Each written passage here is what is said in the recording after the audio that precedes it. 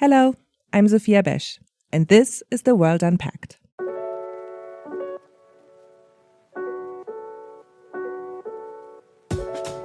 This week, we are unpacking rising tensions in the South China Sea and the geopolitics of China's maritime disputes. Taiwan remains one of the most dangerous flashpoints in the US-China relationship, and as China ramps up its military capabilities and tensions persist in the Taiwan Strait, there are growing concerns about the risk of conflict that could involve the United States. But it's not just Taiwan that could spark conflict. China's increasingly assertive presence is felt everywhere in the South China Sea, from the Philippines to Malaysia. How will these conflicts develop? What do we know about China's maritime strategy, and what lessons can we draw from Beijing's behavior in the South China Sea for the country's global ambitions? And how are countries in the region managing the rivalry between China and the US? Joining the show this week to unpack these issues is my colleague Isaac Kardon, who is a senior fellow for China Studies in the Asia program here at Carnegie. Isaac, welcome. Thank you, Sophia. Really glad to be here. Now, in the first half of the show, I want us to look at some of the conflicts and tensions in the South China Sea that are currently in the news. So, Isaac, before we do that, though, let's start at the beginning. What are Chinese interests and objectives in the South China Sea? Well, first and foremost, the core issue from Beijing's perspective is one of sovereignty. In both the South and East China Seas are a scattered handful of rocks and maybe islands under the law of the sea that China has some sort of claim to territorial sovereignty over, dating back at least to the 1930s, although this history is pretty contested. In addition to those sovereignty disputes, the law of the sea, the international law that governs maritime spaces, creates these huge jurisdictional zones surrounding any sovereign territory. And these are especially huge when you're talking about islands that are way out in the middle of nowhere, because they can generate 200 nautical miles of exclusive economic zone and perhaps much more continental shelf. And in those cases, what Chinese officials talk about are China's maritime rights and interests. And these include some of the things that you probably think of right off the bat: resources, especially fisheries, which have been the sort of focal point for a lot of the conflicts that we've seen and tensions, but also oil and gas in the seabed, which is becoming increasingly accessible and in demand. We also see a lot of what you might think of as strategic and operational issues concerning this maritime space. China operates a very, very large paramilitary fleet of maritime law enforcement vessels, as well as a growing navy, and having sort of strategic depth and control, or effective control, as they say, over some of this maritime space in the critical East Asian littoral, which, of course, is where Taiwan, the most important Chinese political objective, lies. Having that depth is something that is certainly one of these maritime rights and interests.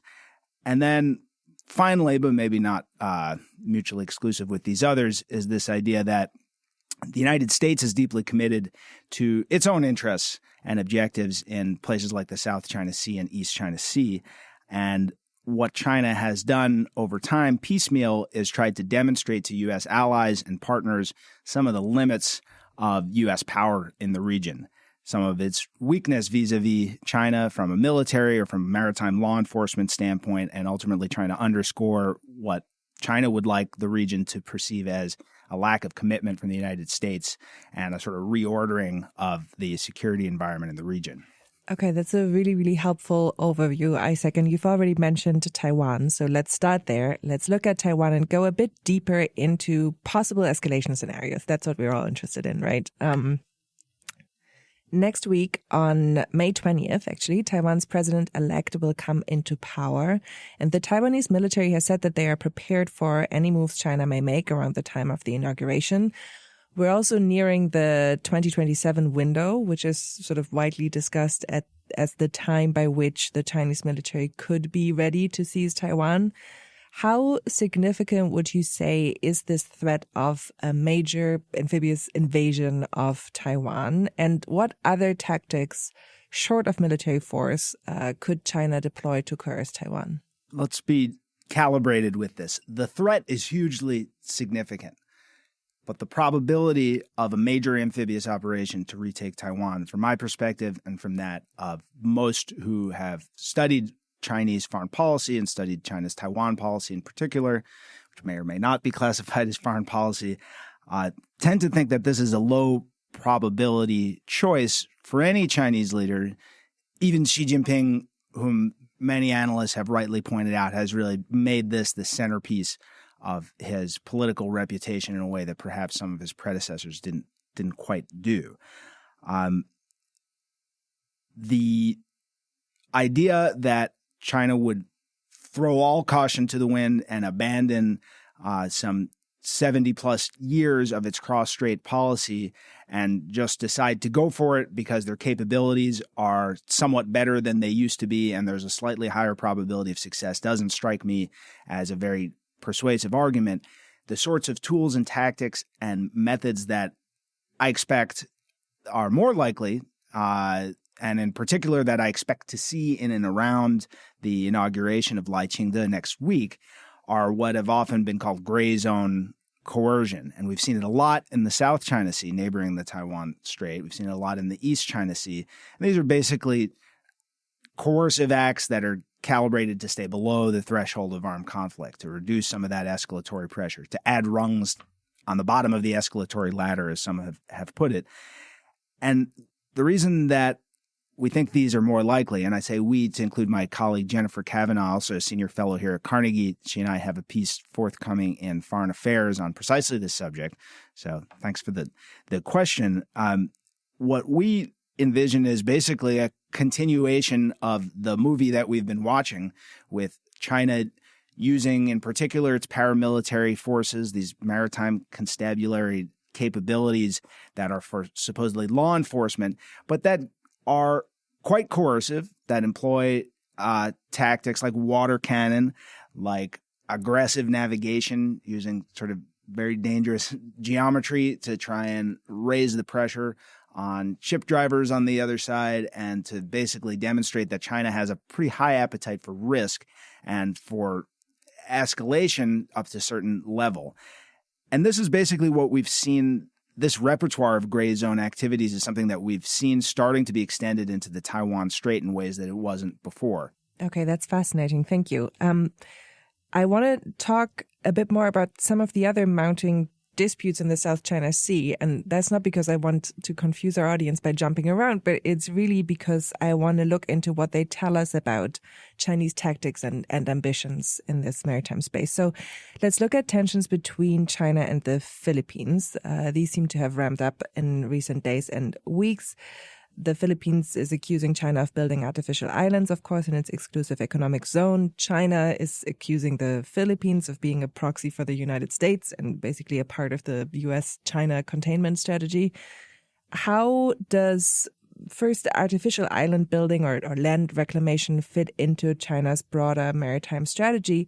And how do you think might the U.S. respond if tensions there escalate further? Okay, this is very much a live issue, and it's gotten quite sporting there in the eastern part of the South China Sea, in the Spratly Islands, particularly at Second Thomas Shoal and at the Scarborough Shoal, both of which are, relatively speaking, quite close to the Philippines and somewhat further from China, but have been essentially staked out by these Chinese maritime law enforcement forces, as well as their fishing fleet, in particular maritime militia vessels that are operating in coordination with China.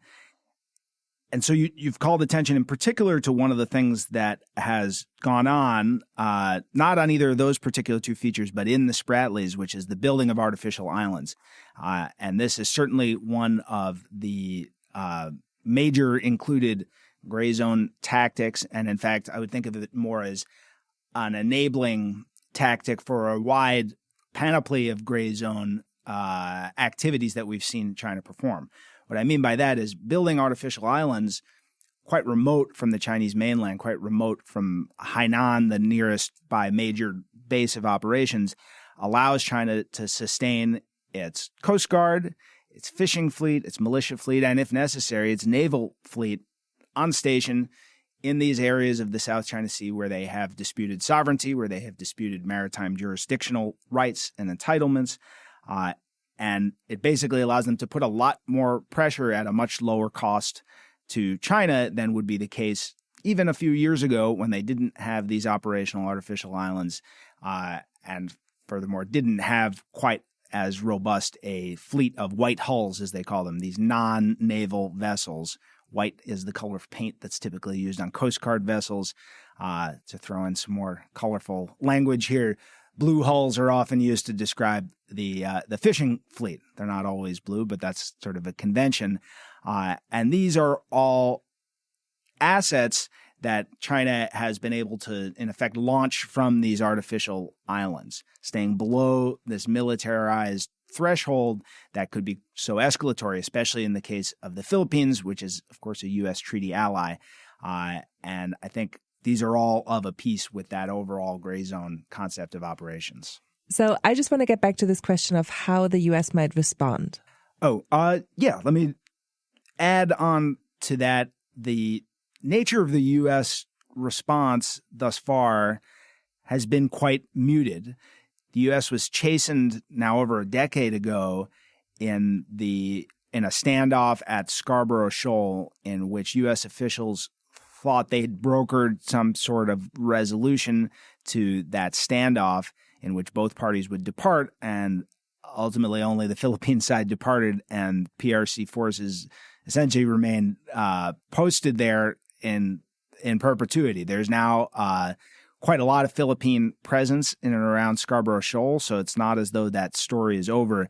But the United States has operated at an arm's length, I suppose, in respect of this set of tense standoffs between the Philippines and the People's Republic of China. And I think it's because there's a clear asymmetry of interest, and there's thinking about the intensity in particular of those interests. When China thinks about what's at stake in its issues with the Philippines, front and center, as I mentioned before, is this question of territorial sovereignty. This is a core interest for China, and it's arguably a core interest for just about any country. Now, we can certainly argue about whether or not remote rocks, some of which may not even qualify as rocks, they're just part of the seabed, which is the case for Second Thomas, whether these actually rate that level of importance or should rate that level of importance. But at a minimum, we can say there's some asymmetry. What China's talking about is sovereignty. What the U.S. is talking about is somewhat more nebulous. We're thinking about alliance relationships. We're thinking about access in the region. We're thinking about reputation. You could go on and on about some of the interests, and this is not to say that they're trivial, but there is a clear asymmetry, and I think that goes significant way towards explaining why it is the United States has not been more forceful in trying to back down some of these coercive Chinese actions. And it bears noting, they've been quite coercive. They've used water cannon and caused some major injuries. They've used aggressive navigation. They've bumped and shouldered, running into Philippine vessels. There has not yet been a loss of life, but in some ways it may be a question of when, not if. There is a ratcheting effect going on here. Both the Philippines and China are engaged in a tit-for-tat effort to find an edge and find a way, in this case, from the Chinese perspective, to prevent the Philippines from resupplying their garrison grounded in a rusted hulk on Second Thomas. Now, it could persist like this, and the United States has forces over the horizon, and we're paying a lot of attention on issues like intelligence, surveillance, and reconnaissance, and overall maritime domain awareness, calling a lot of attention to these issues. We wouldn't know quite so much about it were it not for the U.S. interest, but I think you're asking a really important question, which is that there's a really, really high bar for the United States to commit forces and risk major escalation with a great power, a nuclear-armed great power, with whom we have quite a lot of tension already in other domains, for the sake of some relatively trivial feature there in the South China Sea. Okay, I'm really glad that we got into that, and I want to think through some of these same issues on one third and final potential conflict scenario. You'll tell me if I'm right or wrong on that. There have been press reports just the last couple of days of Malaysia venturing further out into the South China Sea to extract oil and gas. Do you think this is going to prompt a Chinese response or even potential confrontation? And then maybe returning to the U.S. and the U.S.'s nebulous interests, as you call them. I mean, Washington has obviously rejected China's claims, but it has also not formally endorsed Malaysia's claims in this situation. So how would you expect Washington to react here? That's a good and complex question. I'll take it first thinking about how Beijing has reacted to Malaysian oil and gas, primarily gas development in the South China Sea, and then think a little bit about where the United States is or might be on this. So the first thing to say is that Malaysia has been exploiting hydrocarbon resources in areas that basically appear to be within the scope of China's 9-dash line claim for quite some time, for decades. Only over the last few years have we heard any noise from Beijing about this particular problem, and only in the last couple of years have we seen any operational activity by Chinese forces in and around these areas where Malaysia has been exploiting offshore gas primarily. This is the Luconia Shoals area in particular, and when you look at this on a map, you'll understand some of the reasons that this is such a problematic claim from the Chinese.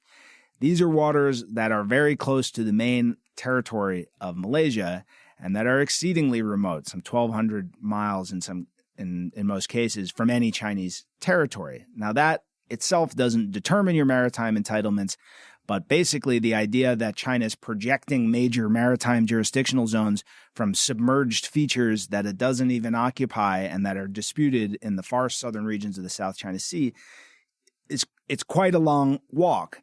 And that goes some of the way towards explaining why China was not really trying to enforce its nominal claims to exclusive jurisdiction over oil and gas, as well as fisheries resources in that area.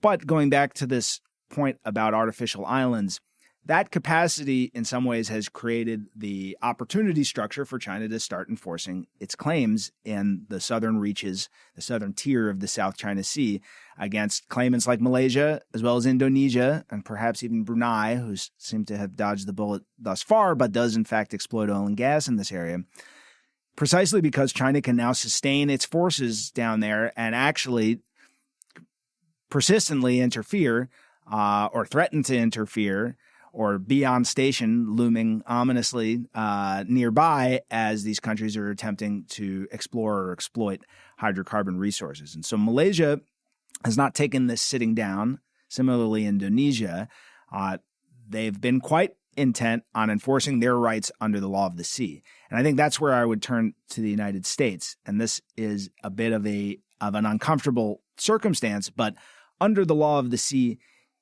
it's quite clear that these are areas that should be considered the exclusive economic zone of Malaysia or Indonesia. There's even an arbitration award under the United Nations Convention on the Law of the Sea issued in 2016 that basically explicitly affirms this in so many words. It finds that none of these tiny little features in the Spratly Islands there in the southern part of the South China Sea are capable of creating a zone for China or for Malaysia or for the Philippines or for anyone else, because they are not islands in the legal sense. So where the United States might be on this, and is in some ways, is asserting that Malaysia has rights under the international law of the sea, and in particular the UNCLOS Treaty, to exploit oil and gas resources within its EEZ. The uncomfortable element of this is, of course, that the United States has not ratified the UN Convention on the Law of the Sea. This doesn't mean that Malaysian rights are not enforceable. It just means that the U.S. voice on this is a bit problematic, and it may not matter from the standpoint of U.S. lawyers.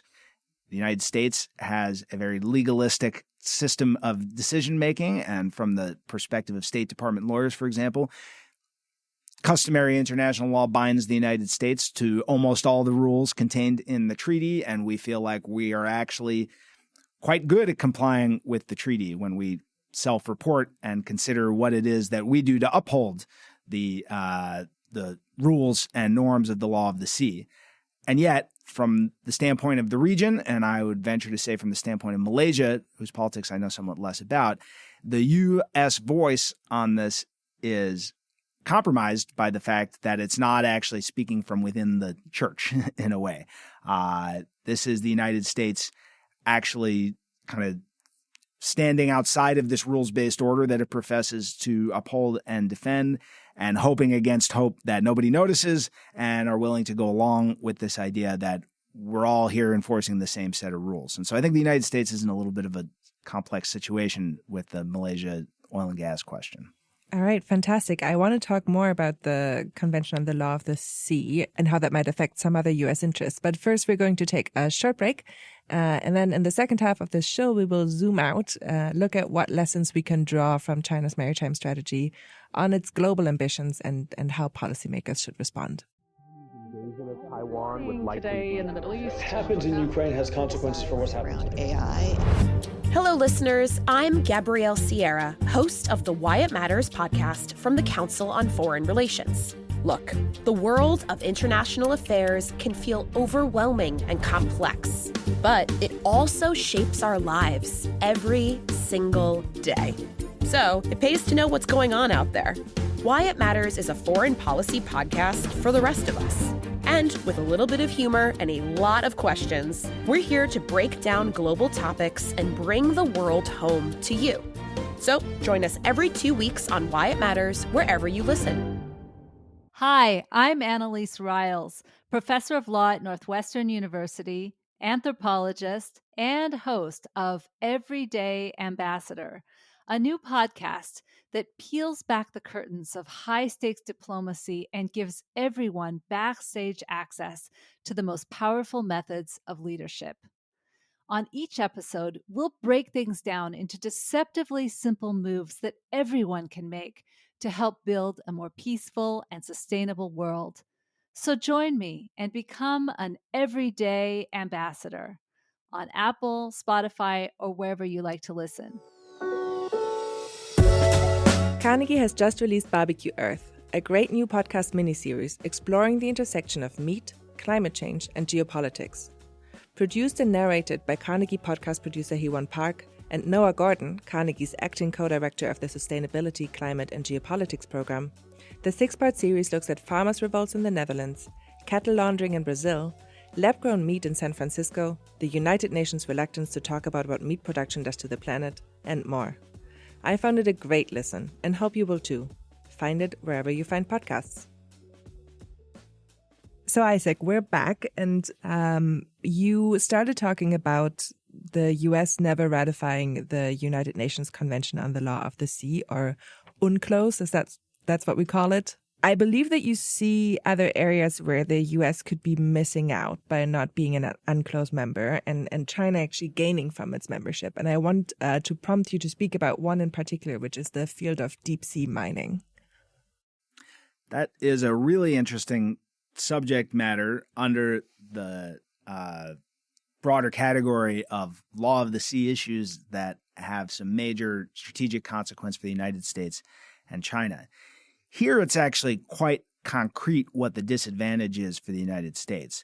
Deep seabed mining is a new field. There has not been commercial deep seabed mining in what's called the area. This is seabed beyond national jurisdiction.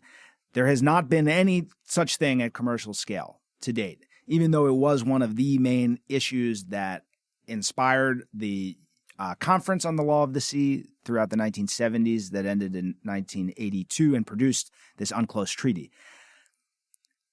Right now, that's about to change, according to most in industry and according to the rulemaking process that's going on under UNCLOS right now. UNCLOS creates the International Seabed Authority to regulate and to create rules for deep seabed mining. Again, this notional activity that hadn't been happening. This is one of the key elements of the treaty, and by virtue of not being a member of this treaty system, the United States has no standing.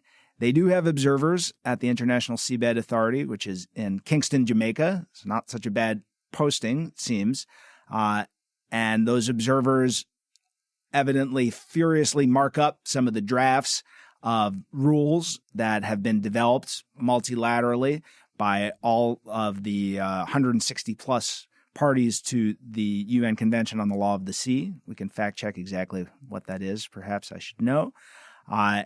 And as a result of this, the United States is sitting there scribbling furiously to no avail because they have no vote and they have no formal voice in this process of making rules for deep seabed mining.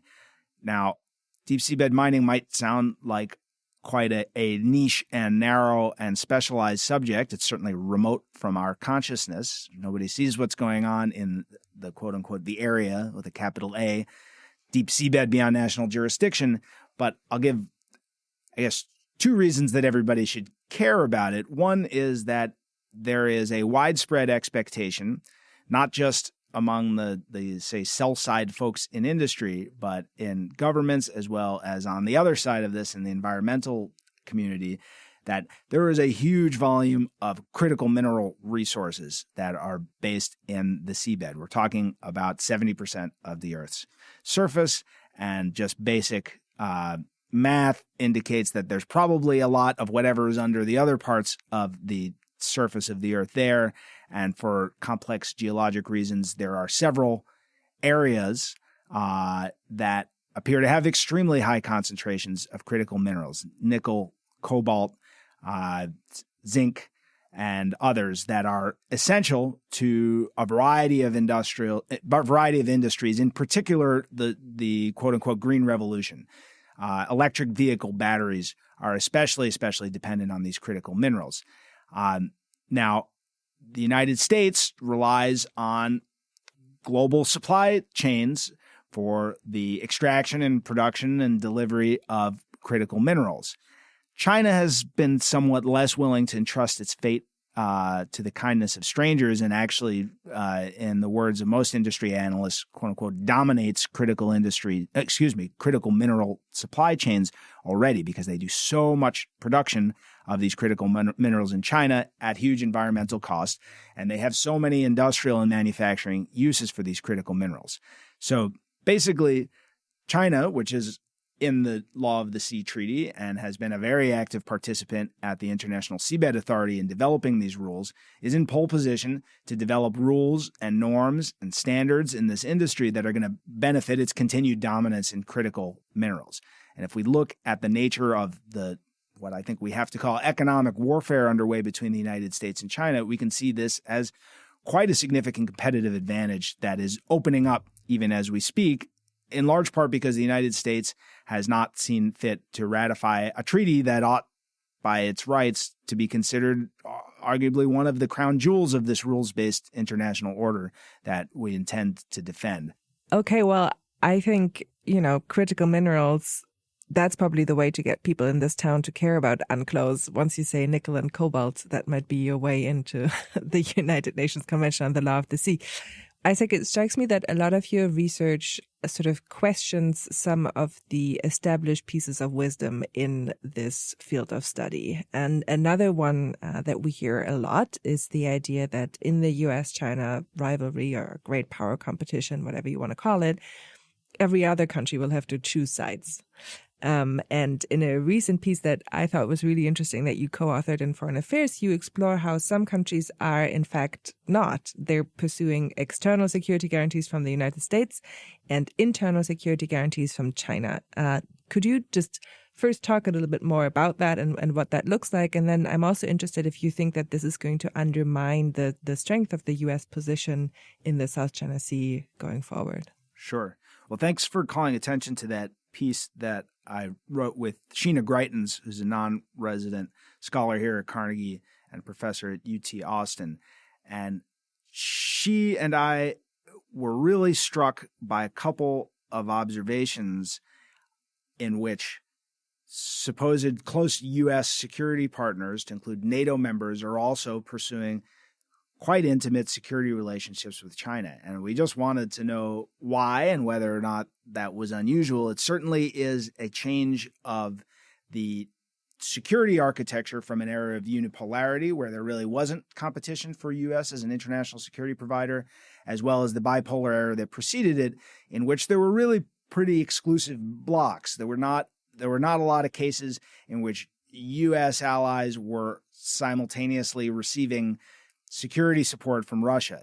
The great powers themselves really saw to it that these would be exclusive blocks. And what we see in places like Hungary, places like Vietnam, places like the United Arab Emirates, places like Papua New Guinea, and several others, and there may well be more that we still need to do some research on, we see the United States pursuing its recognizable international security pattern, which is to say, kind of defense-led, focused on regional security, focused on, even in non-alliance relationships, helping protect the territory of our security partners, helping them develop the capabilities, being part of coalition activities, here thinking about, anti-piracy patrols or any number of other sort of non-combat activities, but all basically geared around this idea that the U.S. is a regional security guarantor. We provide for your external security. And for those of us in Washington who are constantly kind of mirror imaging the U.S., or rather mirror imaging China against the U.S. and expecting that as China rises, that it's going to take on some of the same roles that the United States has had in the international security system. What Sheena and I found is that, no, we don't really see China doing all that much of that. It's not to say that they don't do some of this traditional defense, external security work, but rather, and especially in those cases where there is a U.S. security relationship, what China's doing is differentiated. They're providing a different security good, and it's one that really reflects what China's good at. They are focused in Beijing on their regime security. So one of the countries that might pursue the strategy that you talk about in your article is Vietnam. So I want to bring us back around seamlessly to the South China Sea question and ask you how you think this strategy, this sort of hedging by countries, is affecting U.S. interests there. So Vietnam is a fascinating case, both as on its own, just the tension with China and its propensity for conflict with China in the South China Sea. It bears noting that Chinese forces used lethal force against Vietnam in 1974 and in 1988 to evict them from islands in the South China Sea. And from a sort of past practice standpoint, we might expect that to be the most likely case. But it is also a really interesting illustration of this internal versus external security provision that we see from China and the U.S. respectively.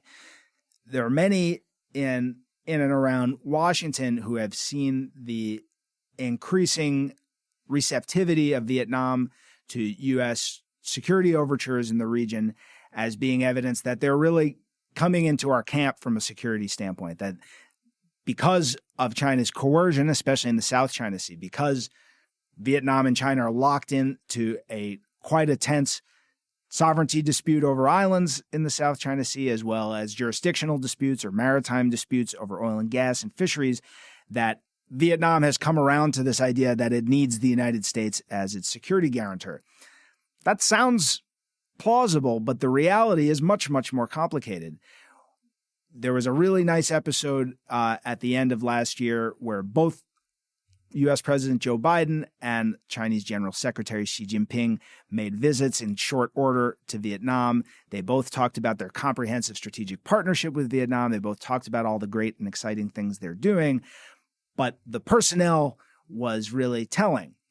Biden showed up, not surprisingly, with his foreign policy team, and there's a very heavy DoD emphasis in what the United States is trying to accomplish in this region. It has to do with protecting the territorial integrity of its partners, and it's not clear exactly what the nature of that commitment is to Vietnam, but we want to help them deal with the threat from China. And one could say China really is Vietnam's primary regional security threat. It's probably the primary regional security threat for just about every country in its region. and this is not so surprising. What we saw when Xi Jinping went is that he was flanked by his internal security czars, people in charge of the police and intelligence apparatus in China, rather than the typical defense officials. And what they talk about there is protecting the regime, preventing color revolutions. And as we've seen subsequent to this, Vietnam's undergoing quite a significant leadership shakeup, and their partnership with China is essential to their maintenance of stability, their maintenance of order, their prevention of any opposition arising to the Vietnamese Communist Party, which, despite some bad blood with the Chinese Communist Party, nonetheless views it as a brother in arms in certain ways. And so I think what we see kind of combining these two areas of my research is a really, really, really interesting concentration of all of them in the country of Vietnam. So at this point of the show, I like to ask our guests what book or paper they would recommend. And you're welcome to recommend your own book, but to save you that embarrassment, I'm going to recommend it to our audience. It's called China's Law of the Sea, The New Rules of the Maritime Order. And I really encourage our listeners to read it. I think, in the book, you study how China is changing the rules of the international order, specifically the international law of the sea, and it really puts some meat on the bones of this abstract concept of the international order and how China is trying to work around it. So, recommendation from me, and now over to you. Well, that is very kind of you. I usually only recommend it to people who have insomnia, but in addition to that, what I'd like to recommend is a forthcoming book by my co-author and friend Sheena Greitens, who I mentioned is the leading expert on China's domestic security strategy and thinking. And the book that she's working on, and of which I've seen some chapters and on which she's testified before Congress, so you should be able to find some of the arguments already laid out for you, I think is going to be a really seminal work in the broader international security field. Well, Isaac, it was a pleasure to have you on The World Unpacked. We look forward to having you back on the show in the future. And thanks again. Pleasure was all mine. Thanks so much, Sophia. You have been listening to The World Unpacked, an audio production of the Carnegie Endowment for International Peace. Views expressed are those of the host and guest panelists and not necessarily those of the Carnegie Endowment for International Peace. Subscribe to Carnegie podcasts on popular podcast platforms such as iTunes, Stitcher, or wherever you listen to podcasts. Learn more at thecarnegieendowment.org. Tim Martin is our audio engineer, Mira Varghese produces the show, and Clarissa Guerrero is our executive producer. I'm Sophia Besch. Thanks for listening.